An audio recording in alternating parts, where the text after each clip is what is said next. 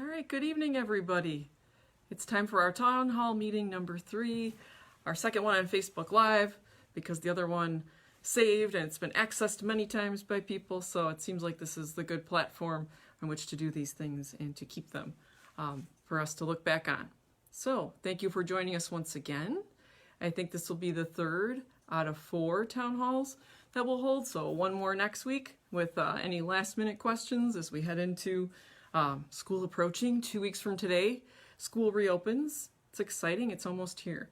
So we are going to go over some updates that have happened since 2 weeks ago when I last checked in with you. And then we'll go over the main point that people seem to be asking about, and that is distance learning. All right. Are we coming in okay, Miss Margaret? Yeah? Not on my computer. Uh-oh. Are we having a technical difficulty? No, I think you're live on this version, so keep talking. Okay. Hopefully you're seeing me at home. I don't know. But anyway, all right. We're going to start with the prayer, of course. The Serenity Prayer I still think is the most appropriate prayer right now for all the decisions that we have to make in this unprecedented time and history-making moments in education. All right. So in the name of the Father, and of the Son, and of the Holy Spirit, amen. God grant us the serenity to accept the things we cannot change, courage to change the things we can, and the wisdom to know the difference. Amen. In the name of the Father, and of the Son, and of the Holy Spirit. Amen. All right.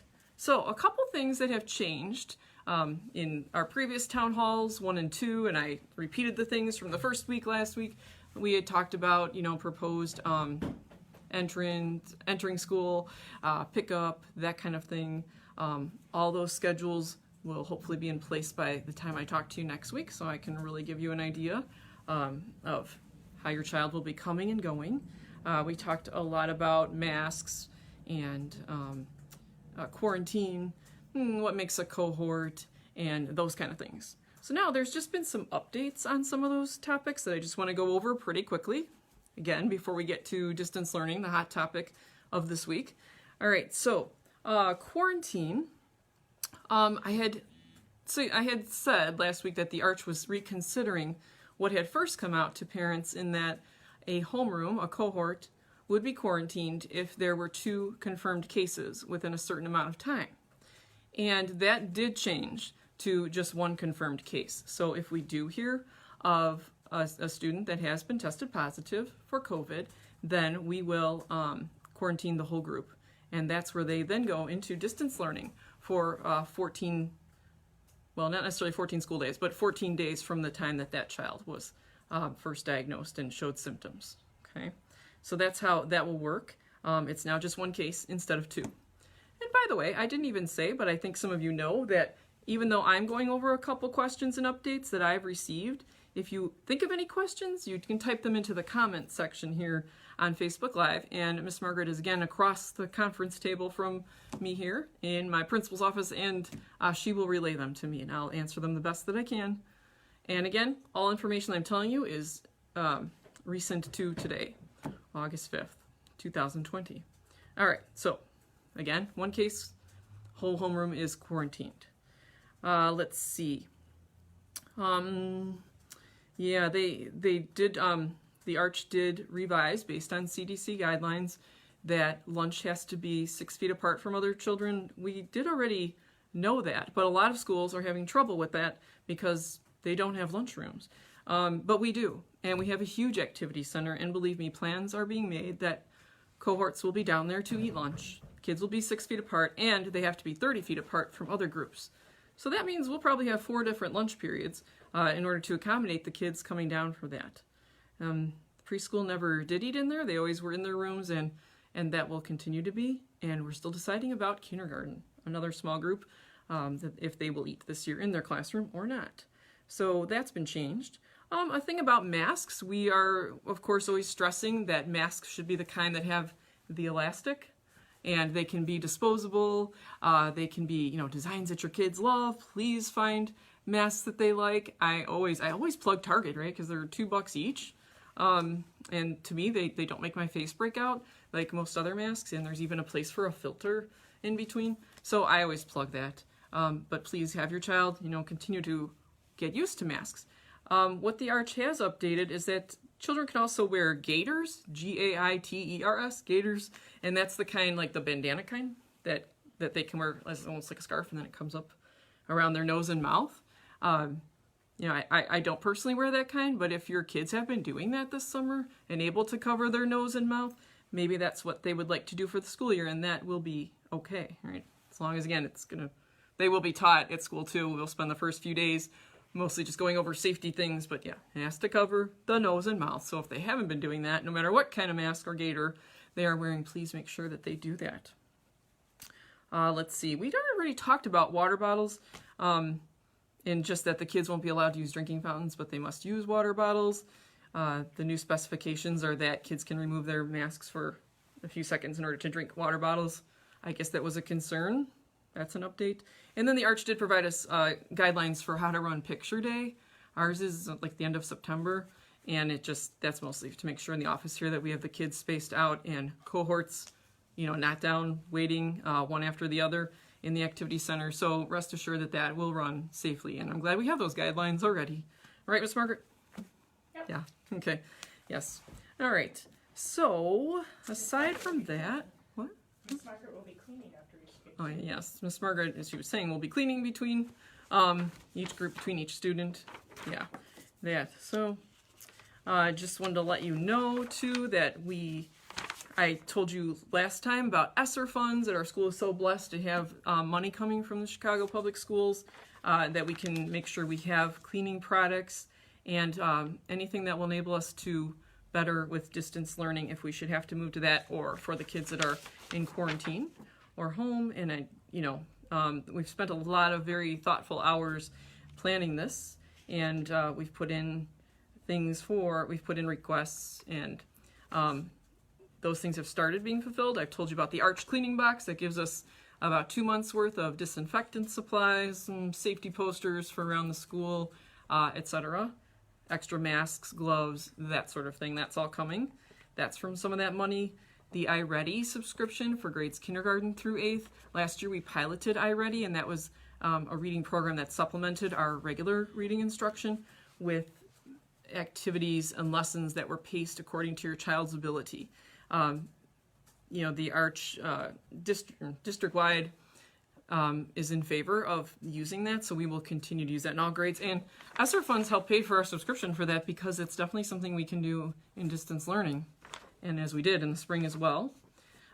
We will be getting a counselor on staff for half a day a week for individual counseling of kids that will need it. I did hint that we were hopefully going to be accepted to pilot social emotional learning strategies with kids, and our application for St. Ferdinand School is in for that, and I hope we hear very soon if we made the cut. Even if we don't make the cut for officially piloting, the fact that I gave our school's name will enable us to have access to a lot of resources, so that the teachers and can make sure that we are talking with our homerooms too about things they might be feeling during this time. We ordered 30 more iPads with that money, so that that'll enable us, the primary grades, to have one-to-one iPad use, right? So basically now preschool, kindergarten, first and second use the iPads, and they've been sharing carts, and we could have still done that, and if they don't come by the first day of school, we will have a schedule where iPad cart is cleaned and scheduled to one class, one cohort a day, and cleaned in between. But yay, because of ESSER funds, we are getting 30 more of that. What a gift. And we're ordering more Chromebooks with title funds. So that really makes 3rd through 8th grade one-to-one, and that's exactly what we need during this time, especially. Let's see. We have a little more cleaning supplies in reserve. We are testing out different webcams to help with with distance learning. So we were trying out some of those today. I'm not on one right now because we had a couple of technical difficulties, but it's good that we're working out the kinks with that right now, so that we'll be ready to go with the kind that work best for Zoom learning. More on that in a minute, but again, these funds enable us to get these for all of our teachers. More fans for circulation, like standing fans. We already talked about how lucky we are to have air conditioning and systems that the old wing has the window units. We will make sure the damper is open so that they get air from the outside circulated in. The new wing has the mechanism that pops on like at 6 in the morning that does exchange air from the outside to the inside. We're making sure we always have the windows open. We've got all those things in place, but I would also just like to have a fan that blows air upward, not on the kids, but just, to keep airflow going, right? As is a healthy requirement of proper indoor time during this era of COVID. Let's see. We are going to get Bluetooth speakers for the 4 large classrooms, in the old wing. So it's going to be 4th, 5th, 2nd, and 3rd all have the double rooms, the old double rooms where there's a partition. And that's because 2nd, 3rd, and 4th are big with over 20 kids, so big for our school. And so we are, separating them. And I will one day go Facebook Live with you also to show you what the rooms look like this, especially as the teachers finish decorating, and they're not, finished decorating with them yet. So, so we want to make sure that all the kids can hear, as well as kids learning from home. More on that in a second. But we have some speakers for those 4 teachers too, so that everybody will hear at home and in their very wide classes too. So again, thanks to ESSER funds for that. Plus we're saving a little bit in reserves because as cleaning supplies are depleted, we'll need to have more, maybe for sure for all this school year and maybe beyond that. So we want to make sure this really helps our school budget, right, to have these monies. So things like that it's all being put to good use, both in academic and cleanliness reasons. All right, so I think now we are ready for the news really everybody, I think, wants to hear, and that's about the distance learning. So even though Chicago Public Schools announced today that they will be doing virtual learning, right, at least for their first quarter, and many of the suburbs have gone that way too, not all, but many, the Archdiocese is still staying within the CDC guidelines, and those are checked all the time by the Arch, and we are still following all the protocol that enables us to continue to have in-person learning 5 days a week. We are still going with that. Interestingly enough, we had one of our preschool moms dropped by today, and she works at a daycare that has been reopened for 7 weeks. Yeah, that's a lot of little kids, and they've not had one case of COVID. Knock on wood, God bless. So that to me is really inspiring to know that a bunch of little kids together have not resulted in this disease being spread in that. So it gives me a lot of hope that because we have so much, we have all the safety protocol will be followed here, and we have such an expansive campus in which to do these things with big indoor spaces and plenty of outdoor spaces as well, and very thoughtful teachers who are making sure that they are following protocol, that we're going to be good with that. So yeah, the main most opportune way for kids to learn is in person. We all know that. And the teachers, we've missed your kids. I know the kids have missed them. And yeah, so the main thing we want to see is everybody coming back for in-person learning in the safest way possible. All right, and then we talked about option number 2 still remains. There's a third-person company. It was Catapult. I'm actually not sure if it still is Catapult. That might have changed as of today, but there's a third party, and we don't know a lot more information about it still. I'm sorry about that. I had hoped by now, we would have really more specifics on, the cost would be that you'd pay your tuition here, and then I think we have to forward that payment. But as far as specifics with their curriculum, it will mirror ours, but it won't be exactly.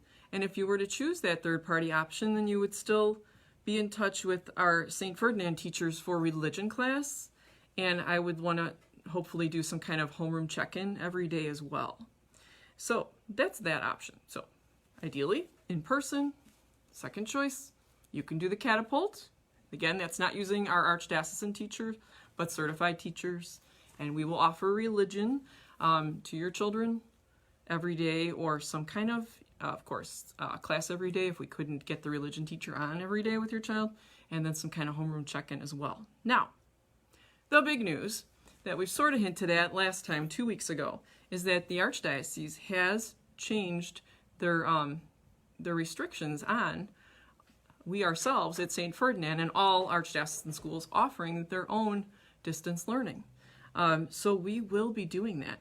And what that means is that we will be able to either Zoom live or make recordings of different classrooms and send that to children who maybe cannot join us for different reasons. We have a couple families who, just because of health reasons of their own children, and then a family too that has a grandparent at home, they just don't want their kids, their kids cannot be around those germs and then cannot bring them home. So they were really hoping we would move to this, and we are. And I think this is wonderful in most cases, right? That, you know, what will happen is we will establish a schedule and all the teachers' lesson plans online on our website.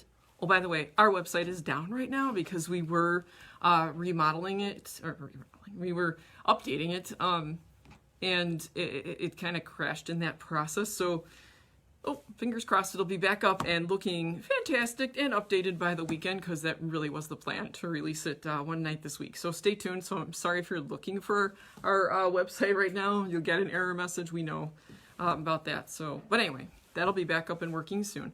And we will be publishing teachers' lesson plans, as well as, you know, some kind of easy to read graph of when they will be Zooming with you, with your children, with their homerooms, what is due that day, that kind of thing. So not only will you be able to see lesson plans as teachers actually make them, and as how I need to check them, like what standards they're hitting, what are the steps of the process, you know, materials they need, how they will assess, but we'll also have a simplified form too, so that you would know each day, oh, okay, so the 8th grade teacher is going on at 9 o'clock today, like 9 to 9:20 for a history lesson. And then your child would not be on all day, will not be Zooming or attached to their device all day, but the teachers will be teaching, so live. So let's say it was history at 9 a.m. and that would, let's just say Mr. McGinnis for the junior high is teaching that to his live students, and to those at home, they can tune in. Again, remember I told you we're investing in these, in better webcams, so that we'll have that with better microphones, so that they can learn, they can see what's going on in the class. And then the teacher will have a time, probably, you know, let's say about 20 minutes into class, where they turn off the Zoom. And that's a time that normally, that's how class, you know, normally works. Teachers teach a concept, and then they give the kids time to work on something, and that sort of thing. So that's what would happen at home. Then you would turn off your cameras, and your child would work on the assignment for the day. Now, when you're here in person, of course, then you have access to the teacher from a safe distance, or to ask questions, to clarify. And your students at home, you know, if they don't fully understand it, there's going to be 2 check-in times a day from the child's teacher, or at least a teacher. If for some reason we couldn't get the homeroom teacher to give a little bit of time on a certain day, then maybe you would get a different teacher would come on. But twice a day, one time will be for help. Like, okay, did everybody understand that history lesson today? Are we all clear on the history, or what can I do to explain? And another time will simply be like a homeroom check-in. There will be a time where the homeroom checks in, how's everybody doing, and that kind of thing. So your student would be able to be a part of that as well. And, you know, more on that, I have to really work on that schedule, and then have my academic team made up of teachers from each level give their input on it, and work out the kinks of the whole scheduling with that. Yeah, and that includes their specials. This year we're still working on the specials and how those will look, and they too would have times of Zooming. So it's going to look different if you end up having to use that option. And also it will be used, like if your child is quarantined, maybe he or she is sick with COVID, or maybe just home for a couple days with a cold, a migraine headache, that kind of thing, then they will be allowed to Zoom into the class that day. The schedule's on the website. Here's what you need to follow. And this is going to be different than it was in the spring. This is going to involve a true partnership with parents, and you will have a document that you will have to sign off on, you know, that we're going to make sure things are in place so that it is like a real day of learning, that your child understands if they are at home and healthy enough to do so, that, yeah, they'll be required to sit up, not lay back. Sometimes we have kids, right, who are joining the Zooms in the spring in their pajamas, laying on couches, but no. Okay, so sitting up, wearing the uniform shirt, and that you will know, oh, they have to be on and following this class from 9 to 9:20, and then they work, and then they look and see what else is coming up that day. Oh, 10:30, there's my math Zoom. I'll need to make sure I'm back on again and listening, and that kind of thing. And then, oh, this teacher will be live at 2 o'clock that day. I'm going to make sure I'm on for that as well. Oh, look, homeroom's at 2:30. I better make sure I'm checked in then so I get attendance for the day. It's going to look different, and it's going to require, that that parents are supportive of that. That, wow, okay, that teacher just explained, you were there listening and trying. Oh, you didn't quite get it? Well, make sure you ask later when that teacher has his or her live time so that you can clarify that. So that's kind of how distance learning is going to look. We are actually going to be sending out a survey. I believe it's going out tonight, maybe tomorrow morning, just asking you to verify, because as far as I know, it was really only a couple families that have approached me about the distance learning for a couple reasons. Like I've said, health of their own children, health of the people living with them. And so I'm really only expecting really like maybe 10 kids who will take advantage of that as a regular thing. And again, if any of your children don't feel good, you've kept them home for the day, then they've got that, they've got access to that. But anyway, we're going to send home a survey just to figure out who should we expect to see here on the first day of school, right?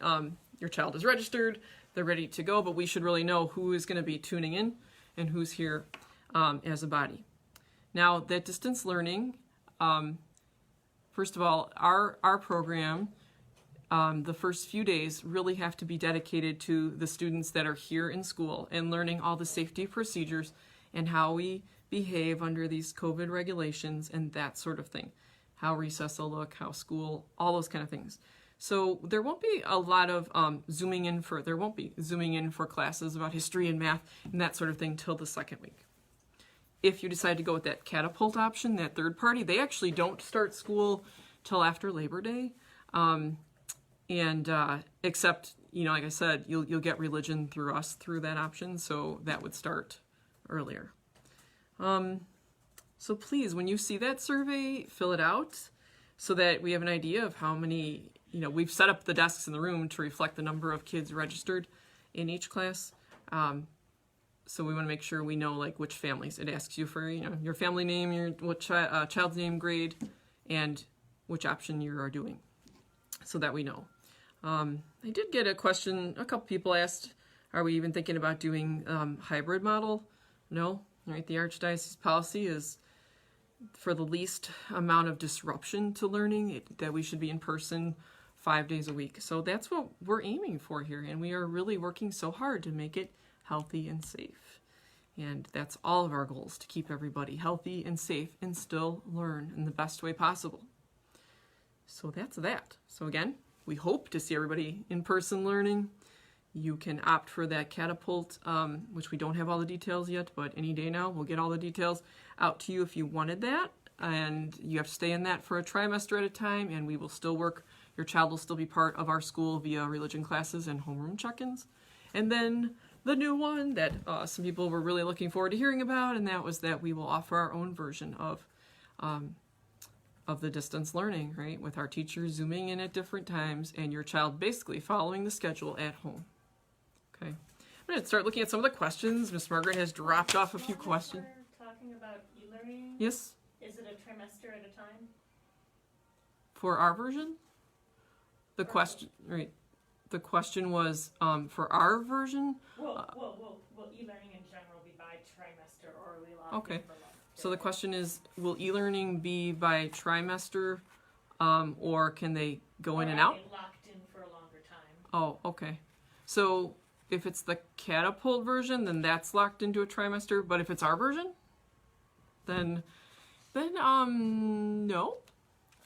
But we would want to know, like if all of a sudden you decide, let's say you're doing the e-learning for a couple weeks, and then you decide, you know what, it looks like things are good. Please let the school know so that we know that your child's going to start coming. So we have the desk set up and all of that, and vice versa. Maybe too, you know, your child starts going to school and, you know, you're not really comfortable anymore with in-person learning. I don't know, maybe if the rates have gone up or something, positivity rate in Chicago, then maybe you decide, you know what, I think we're going to switch to the distance model and try that.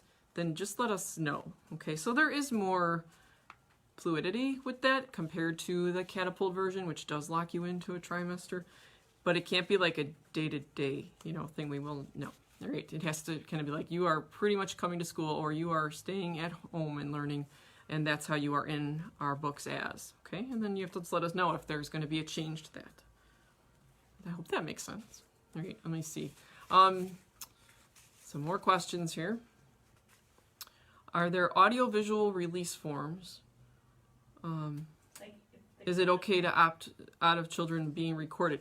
There will be. We don't have it yet, but that just came up. I'm still attending numerous webinars each day, and that was, yeah, that legal department from the Arch hasn't fully released it. I guess it's in its final stages, so I expect that we will get that. I'm even thinking by tomorrow, but maybe Friday, and then it will go out to our families as another form to fill out. You know, you have that packet, right? Your summer packet of all your forms. And then there will be this form will be required for everybody to fill out. And yeah, we'll have that opt out of recording, I'm sure, on it. And then, like I said, the academic team and I are also working on something we want you to sign off to, saying what distance learning will look like and, you know, and what you agree to with making sure the kids are sitting up, got their uniform on, will not be goofing off, you know, during the Zoom, and that sort of thing. So we will have those kind of documents. We just don't have them yet. Next week. Let's see. And next week too, I know I said I would do one more town hall. So next Wednesday, that is the plan.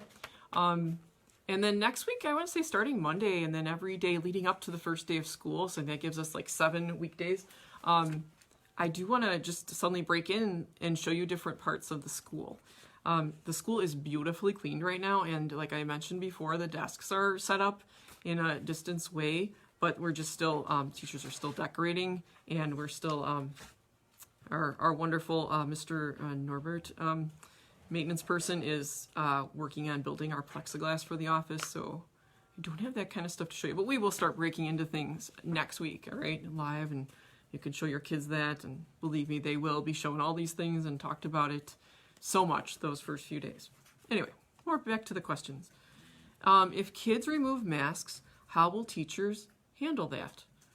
Okay, so they are required to wear a mask, that's for sure, at all times. So I'm thinking maybe this question says, like, suddenly someone is just disrespectful about just not keeping it on. Yeah, that is a problem. If the child will not do it, then they will come to the office. I imagine we'd have to put them in quarantine because they are breaking the rules, and you would have to pick them up if they will not follow that direction. That is just something, you know, we can't even get a doctor's note about that. Not that this, I don't think being unruly about the mask is different than not wearing it for, you know, health concerns, but every child has to be masked. And we've talked about in other town halls too. Of course, we're going to be, you know, giving them as many breaks as we can with lunchtime, recess. I'm not even sure if lunch and recess will follow back to back because I haven't fully finalized the schedule, so they'll get different times that way. You know, teachers will be encouraged to take them outside as long as we can. So they will get breaks, and we've really been asking that people keep training your kids, like add more time each day. We're down to 2 weeks now. Can you wear this for an hour? Can you wear this for 2 hours the next day? You know, just so they're used to that idea. And like I said, I've had 2 preschool children come in now that have joined our program over the past couple weeks, and those kids keep, like, their parents have lots of questions. They're usually visiting for at least an hour. Not once do those preschoolers take that off. They've been amazing. They're just used to it. And that's just kind of how we all have to be. And that's for the health of themselves, right? They're keeping themselves healthy, keeping their germs, not letting other germs in, and it's for the health of our whole community. Whether you're in or out and around Chicago, that's just a part of life right now. So yeah, if there is a problem with that, then you will be asked to pick up your child because they cannot endanger the rest of us, you know, by not following a rule for a living right now. All right, let's see. let's see, e-learning. Can these kids be in on picture day? Oh, that's a really good question. Yeah. Maybe there'll be a time or something that because they can't be mixed in with the cohorts that day. There might be a separate retake day. Yeah, either a retake day or maybe whenever. That usually takes us like a few hours in the morning to get through the whole school, so we'll look more into that. The question, did I read that? Can the e-learning kids come in for picture day? We'll have to get back to you on that. I'm sure we will figure out a way. Yeah, yeah. So we'll get back to you on the specifics of that. Yeah, they'll be a part of the yearbook and the pictures. It's just that they wouldn't, if normally if the whole kindergarten's coming down at 8:30, your child would not be a part of that because they can't be mixed in with that. So let's see. It probably involves just some scheduling on our part with that. So to be continued, and we're getting out to you. I believe that day is like September 22nd, so we've got a little bit of time to worry about that. And let's see. If the positivity rate goes up in Chicago, is the arch going to e-learning? Again, everything I say right now, right, is only what we know is best to the state. August 5th, 2020. So far they are absolutely following, and this was brought up again. I told you I keep attending webinars all day, and yeah, it was brought up by Superintendent Rigg on one of those that they are working closely with CDC all the time to make sure that we're still good to go. And yes, so I don't know if there's a certain number that the positivity rate would have to go up to before we would go to e-learning. I think what it would basically come down to is if the governor shut us down. That is something that we would have to follow then. So that's when, like if we reverted back to phase 2 as a state, then that would be a reason for us to suddenly go to e-learning. And we are prepared. We will be, prepared for that. We have all, like I've mentioned to you, what distance learning is going to look like. It's just a question of getting the scheduling down and getting everybody used to. So we will be ready if that should happen.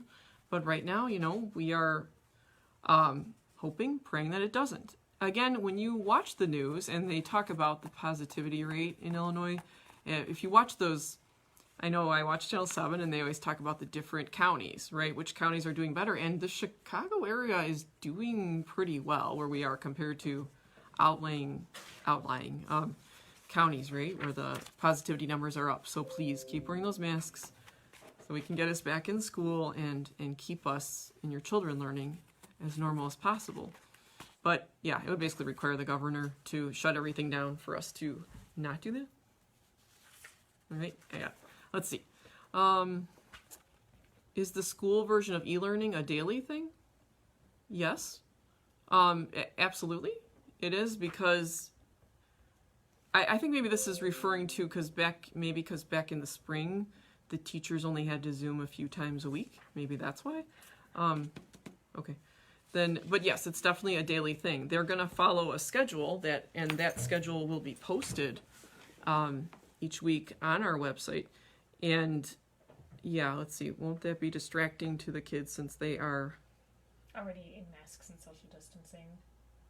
And it's going to draw the teacher's attention away from the kids in the class versus the camera. Oh, no, okay. All right, I'll address this. All right, so the other part of that question, okay, so is the e-learning a daily thing, and won't that be distracting to the kids since they are in masks and social distancing? The camera. The camera, no. I mean, the camera is on the teacher, first of all, and what she is teaching, he or she is teaching. But, and like I've kind of said, the kids, so is this distracting to the kids sitting in class? To the kids in class and to the teacher, since the teacher now has to focus on the camera and on the class as well. Okay, so is it distracting to the kids in class? Let's address that from all three angles here. Okay, so won't that be distracting to the kids if e-learning is every day? So the kids that are in class, no, I think they will be used to that there is a camera that the teacher, that's recording the teacher and what she is saying. and every good teacher makes eye contact with everybody in the class, right? You know, you're always moving. They have to stay like in the 6 foot.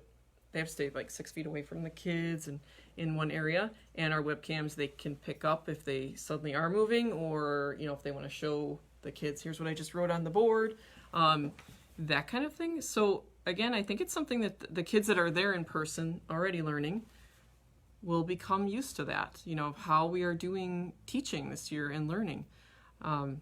Oh, Miss Coco is, you know, talking to us, and once in a while her eyes also look at the camera too.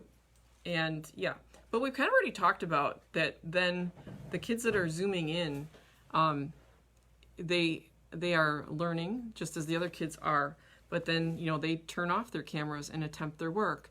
And if they don't understand something, they mostly have to wait till their personal time later with the teacher to clarify. It could get to a point, you know, what some teachers might feel comfortable with. Oh, let's see. Okay, everybody seems to be doing well in class here. Hey, people at home, you know, is there anything you wanted to say? But for the most part, you know, at least when we start out the year, if you're learning at home, you would have your time later with the teacher. So I don't think it'll be, I don't think eventually it won't be so distracting. I think the whole thing, everything that we're doing, right, is something for everyone to get used to. The students that are here in class, yeah, they're getting used to, right, their masks and being separated and how we learn and teach. The teachers have so much, right, to get used to.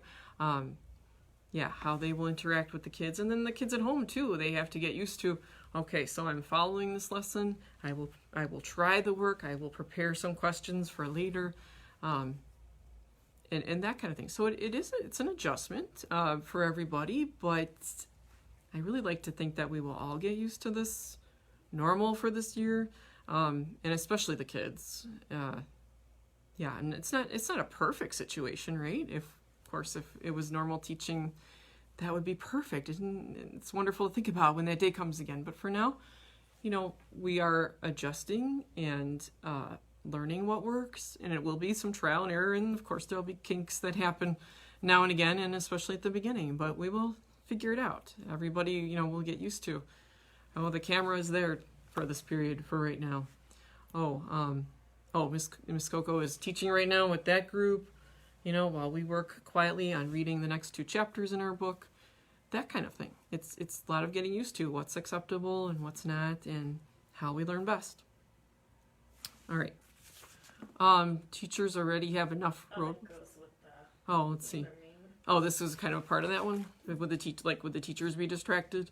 Are we asking a lot of the teachers? Yes, we are, and you know, everyone knows that. The teachers know that, and you know, we have amazing teachers here, and that's why a handful of people that have looked into distance learning have said to me, I really want our teachers, our Ferdinand teachers. That's something that just about every school in the Arch is experiencing too.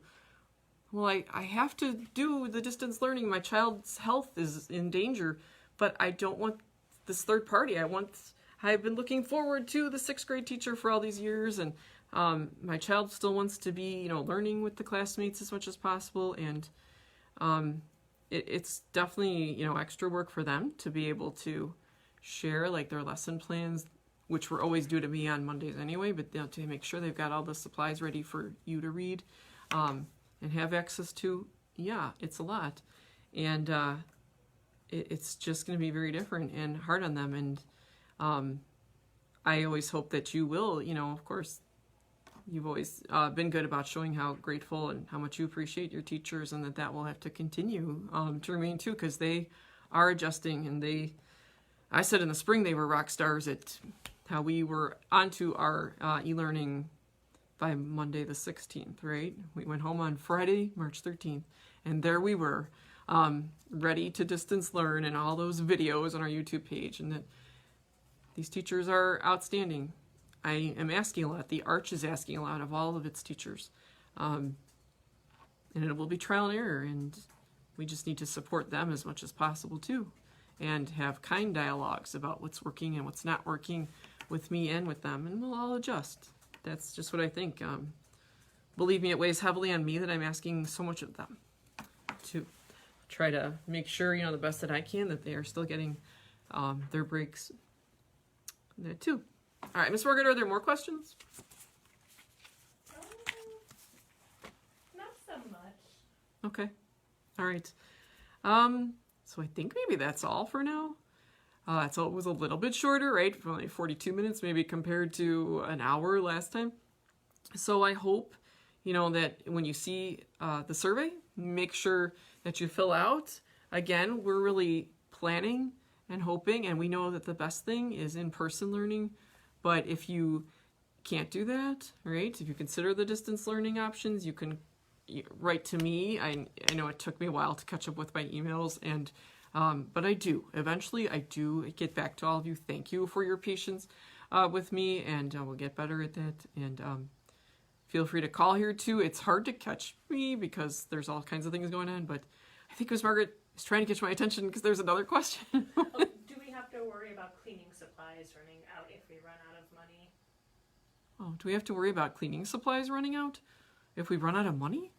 Oh, no. All right, I didn't mean to have anybody worried about that. We will always buy the cleaning supplies. Gosh, I didn't mean that. I hope I didn't put fear like that in anybody's mind, but apparently I did. So we're getting this $4,000 box of 2 months worth of cleaning so that everybody's got it, because as we all know, right, I can't find Clorox wipes anywhere at the store. So the Arch has insured through a company called Edward Don that we will have these supplies, which is great. In the meantime, we're loading up on like brown paper bags and paper towels, and we've used our ESSER funds for that. And I think I mentioned we are saving some of those funds because we've got a year and a half to spend them. But I mean, cleaning supplies have always been in the budget for our school. So no, I mean, at this point, no, I wouldn't even think that would ever be a concern. We might ask you, there might be times where we say, gosh, it would be great if anybody could bring up some extra paper bags, or once wipes start being in the store again, maybe we'll do a wipe roundup, with more things like that. But that's something that has to stay in the budget, right? Our cleaning supplies and how that will change during this time. That's a higher item than it used to be. That's a good question. I'm so sorry if I made anybody fear about that. But yes, we'll always make sure we have the cleaning supplies. Miss Margaret, is there anything else? No, just a few parents saying thank you and they appreciate the teachers' efforts. Oh, I will pass that along. Miss Margaret's saying people are typing things like that, thanking the teachers, right, for all their efforts. Yeah, I'll definitely pass that along to them. They will need all that support, so I thank you for that. And I thank you for tuning in and for sharing your concerns. And that's the only way, right, through communication, that we'll know what you are still concerned with and what we still need to address. And like I said, by next week I'll have a better idea of schedules to share with you, and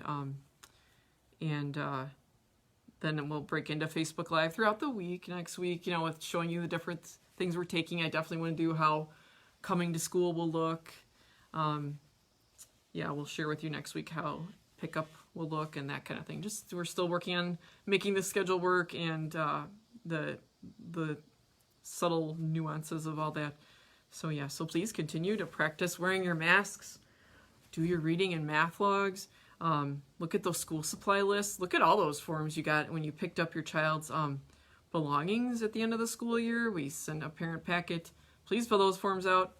Be on the lookout for the survey.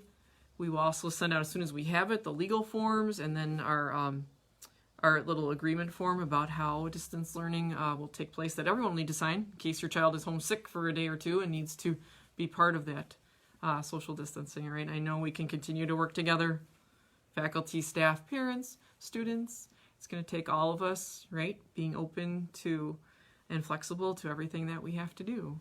But God bless us, right, through this whole process, and that 2021 school year will be unforgettable, but I hope a healthy, happy, safe one for all of us. And I'll check in with you next week also. Thank you so much. I think Miss Margaret's going to come here now and save this so it goes right to live. See you soon.